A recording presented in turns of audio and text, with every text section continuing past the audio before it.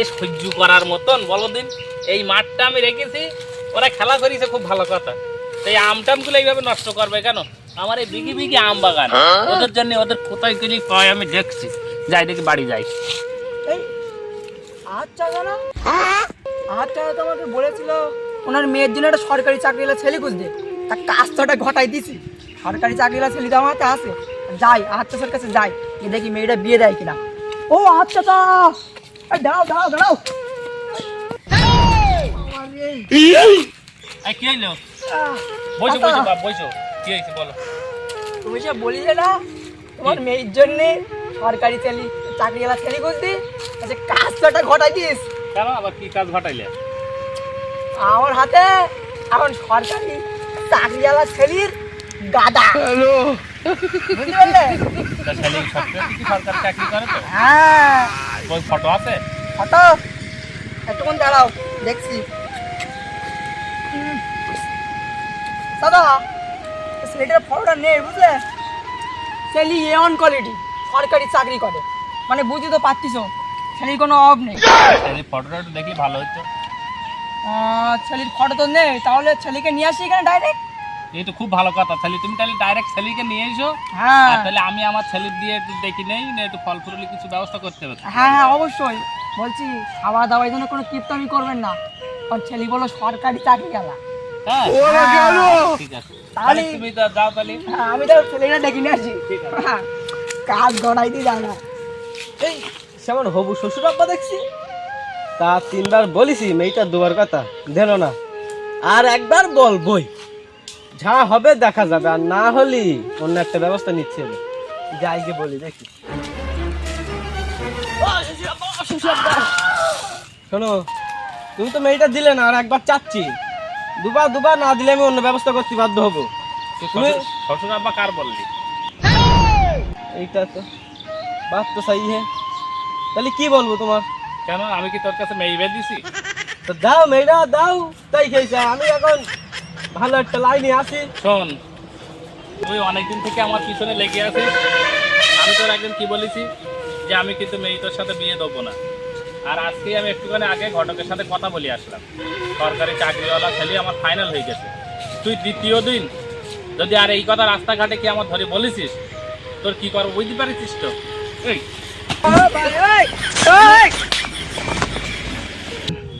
ও যদি আর একদিন যদি আমি পাই, ওর সেই দিন ব্যবস্থা করবো, ওর ব্যবস্থা করি ছাড়বো। আব্বা বকতে বকতে যাচ্ছে কেন? বকতে বকতে যাবো না? মা ওদিক বাড়ি বকছে, গালাগাল করছে। কেন? আমি তো বাড়ি চলো যাচ্ছি। তাড়াতাড়ি।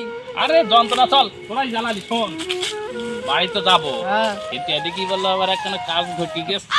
হ্যাঁ চল তোর সাথে রাস্তায় যাই বলি।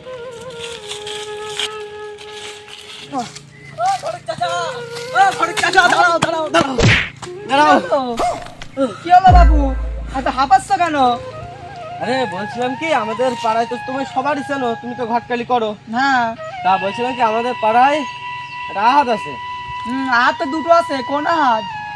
আরে ঝাড় ওই বড় আম বাগান আছে না, হ্যাঁ ওই আহাত। আচ্ছা তাহলে সুন্দরী একটা মেয়ে আছে লাল টুকটুকি। ওই মেয়েটা? হ্যাঁ। তা তুমি আর খোঁজ নিচ্ছ কেন, কি এই বাবু বলো? তা বলছিলাম কি কাকা, ওই মেয়েটা আমার বিশাল পছন্দ হয়। তোর বাপের গিয়ে 10 দিন বলেছি, তোর বাপ দেয়নি। তোমার এই কাজ ঘটাই দিতে হবে, তুমি কত নেবা তাই বলো।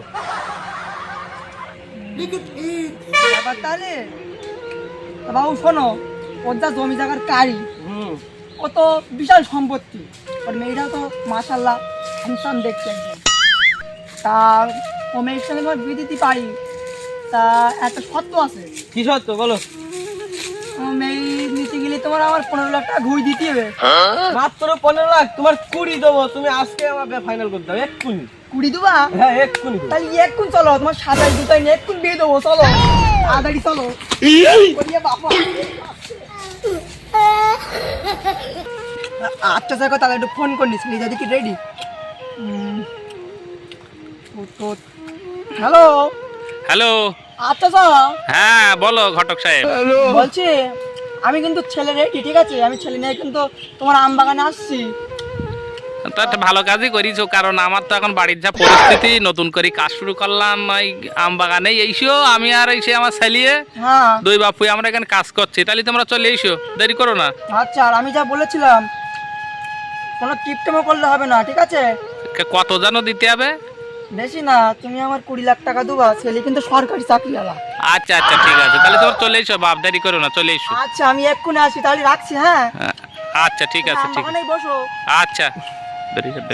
কাজে করি বেরি, যদি 20 লাখ এদিকে 20 লাখ 40 লাখ তাই বাড়ি নেবো। উই দেখে আস্তে আস্তে ওখানে বসে দিই, একটু মুখটা ঢাকো, ঘুমটা দাও, আর পাশালাই চলো, বুঝতে পারলে? চল চল তাড়াতাড়ি চল, চল তাড়াতাড়ি চল। ও চাচা, কিরা এই আমি ও আইছে যে বইসো বইসো বলতে বাপ বসো, বাপ বসো। বইসো, ভালো করে বইসো, কুটুম হই বইসো। বলছি ওই ছেলির এই মুখে কালো কাপড় মতো কি ব্যাপার? আমি ভাবলাম ছেলে হয়তো সরকারি চাকরি করে, তো ছেলের ডিমান্ড এখন খুব বেশি, বুঝতে পারলে? সরকারি চাকরিওয়ালা ছেলে, তো তাই ভাবলাম এখন মুখে ঘোমটা দিয়ে কোন এই সঙ্গে বেদিয়ে চলে যায়। মানে দেখা যাচ্ছে পাড়ায় যদি অন্য কেউ দেখে তখন এই ছেলে আমি পাবো। হ্যাঁ, ওই কথা হইছে, তোমার মাথায় তো খুব বুদ্ধি দেখছি। এর জন্য তো আমার নাম ঘটক। বাহ, ছেলির জন্য তো চেনা চেনা মতো লাগছে জন্য। না না, ছেলের বাড়ি অনেক দূর, ও বুঝলে? ঠিক আছে, আমার সে দিনা পাওনার কথাটা মনে আছে তো? কত 20 লাখ তো? হ্যাঁ 20 লাখ। আরে আমার এবছর যা আম হয়েছে, আম বিক্রি করলে হবে 70 লাখ। তাহলে ঠিক আছে, পুরো হয়ে যাবে। তা বলছি কি ছেলি তালি এবারে তো ছেলির সাথে পরিচয় করাই দাও। অবশ্যই বাবা। আরে তুই কি হলো দাদা? তুমি যে বললে যে ছেলি সরকারি চাকরি করে, হ্যাঁ, সে তো আমার পিছনে জ্বালাই খাচ্ছে, কোনে চাকরি করে? কেন তুমি জানো না? এই বেকার ভাতা পাই প্রতি মাসে মাসে, সরকারি চাকরি। বেকার ভাতা সরকারি চাকরি, মাসে বেকার ভাতা কত করে পায়? মাসে 1500 টাকা। হ্যাঁ না, হ্যাঁ।